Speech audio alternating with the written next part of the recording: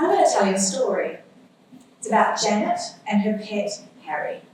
Now, Janet was home recovering from a really horrible and painful operation, and Harry did not leave her side. Janet was amazed at how Harry seemed to know exactly what was going on with her, even to the point of knowing where Janet's pain was. Now, I'm going to ask you a question, just in your own heads. Was Harry a cat or a dog? Dogs love us. Cats just use us, right?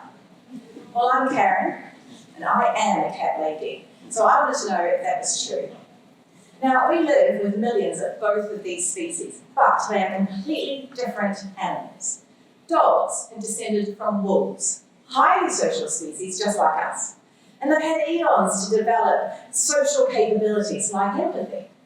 Cats, on the other hand, their ancestor is a purely solitary animal, meaning they won't have had that selection pressure to develop social skills. Now, somehow we still have loving relationships with both species, but do they care about us the way that we care about them? Well, one strand of my research has shown that people certainly want to believe both dogs and cats can empathise with us and maybe even show targeted helping behaviours when we need them. But people were really confused as to how they did it. Did the animals know what their people were feeling inside? Did the animals feel the same feelings? Did they contage the emotion, the crux of this thing we call empathy? But to find this out, I went into people's homes and I set up little cameras, and I got them to act out a really sudden, painful knee injury, and I filmed what their pets did in response. Dogs did typical empathy things. They went up to their owners, licked their faces, sniffed their poorly knees. It's lovely to watch. Cats were different. They approached and touched their owners less often, but some of them still did. But they changed their behaviours to show their owners a lot more attention. It was just very subtle. They stopped what they were doing and repeatedly looked at their owners.